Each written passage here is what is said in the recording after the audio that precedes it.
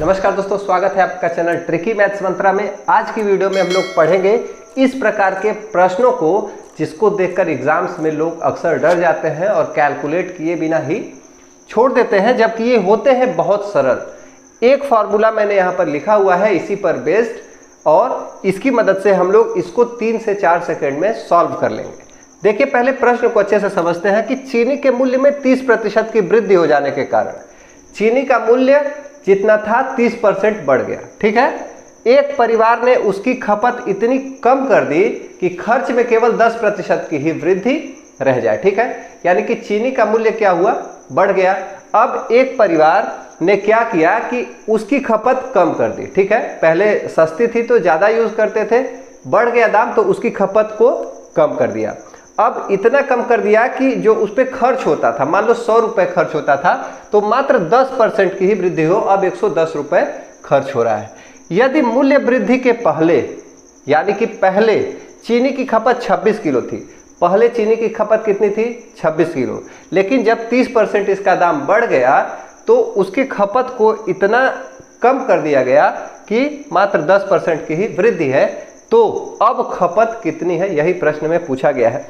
इसी का फार्मूला है कि किसी वस्तु के मूल्य में x% की वृद्धि हो जाती है, जैसे 30% की वृद्धि हुई है तो कोई व्यक्ति उसकी खपत को इतना कम कर देता है कि खर्च मात्र y% की वृद्धि होती है।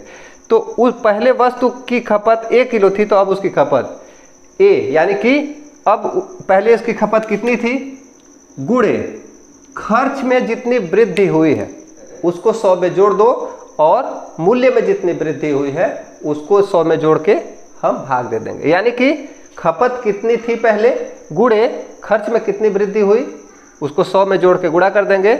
यानी कि इसको समझते हैं ऐसे। अब खपत कितनी है, ठीक है, तो खपत अब बराबर हो जाएगा। पहले खपत कितनी थी, 26, पहले एक खपत थी, गुणे खर्च में कितनी वृद्धि हो गई, 100 धन 10% की वृद्धि है तो गुणे 100 धन 10 करेंगे, और मूल्य में कितनी वृद्धि है उसको भी 100 में जोड़ देंगे। ये हमारा अभी का खपत पता चल जाएगा।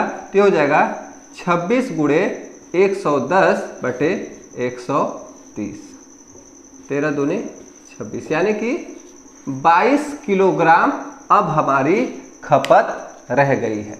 ठीक है, तो इस प्रकार के प्रश्नों को ऐसे ही लगाएंगे। पहले उसको अच्छे से समझ लो, खर्च वाले को ऊपर रखेंगे, ठीक, कितने प्रतिशत खर्च में वृद्धि हुई, कितने प्रतिशत खपत मूल्य में वृद्धि हुई उसको नीचे रखेंगे जोड़ के, और पहले वाली खपत से गुणा कर देंगे। बहुत ही आसान है।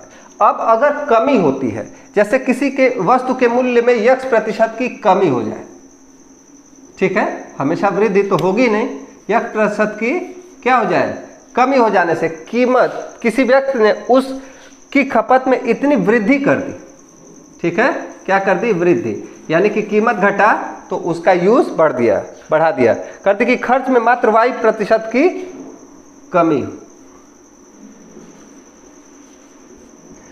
यदि मूल्य वृद्धि से पहले वस्तु की खपत 1 किलो थी तो अब उसकी खपत कितनी है, तो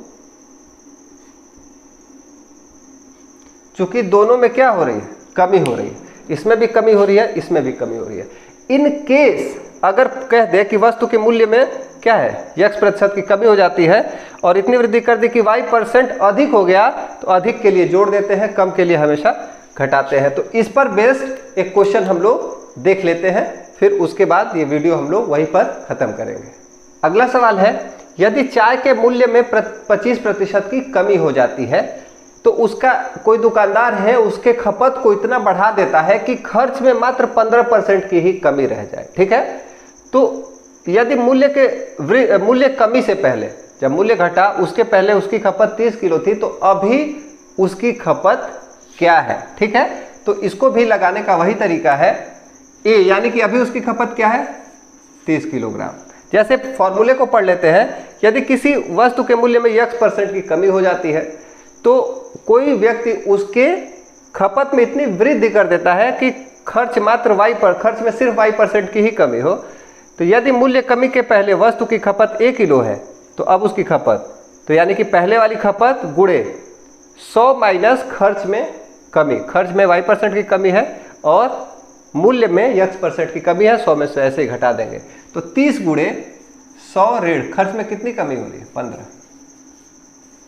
और मूल्य में कितनी कमी हो रही है 25। ये इसकी नई खपत है, ठीक है, बराबर 30 गुणे 85/75, ठीक है। 3 से काट दो 25 और ये 10, 5 से 5 और ये 2, 5 से कम 5, 5 से कम 5, 5 7 35, यानी कि 34 किलोग्राम, ठीक है। तो इसकी नई खपत 34 किलोग्राम हो गई। अब बात करते हैं कि अगर मान लो मूल्य में कमी हो गई और उसके खर्च में खपत में इतनी वृद्धि कर दी कि उससे भी पहले से भी ज़्यादा खर्च होने लगा, तो हम सिर्फ इसको प्लस कर देंगे, ठीक है। यहाँ कमी है तो माइनस है और खर्च ज़्यादा हो जाएगा, 100 में उसको जोड़ देंगे तो हमारा वो उसका उत्तर नई वाली खपत आ जाएगी। तो उम्मीद करता हूँ कि ये वीडियो आपको अच्छी लगी, समझ में आई। जो भी चीज़ नहीं समझ में आई आप कमेंट बॉक्स में पूछ सकते हैं। तो वीडियो अगर अच्छी लगी तो वीडियो को लाइक करें। चैनल पर हम लोग रोज ऐसे ही मैथ्स के नए नए ट्रिक्स और तरीके, नए नए क्वेश्चंस देखते रहते हैं, सीखते रहते हैं। तो चैनल को अभी सब्सक्राइब करें। मिलते हैं अगले वीडियो में, तब तक पढ़ते रहें, अपना ख्याल रखें। Thank you, tata, bye bye.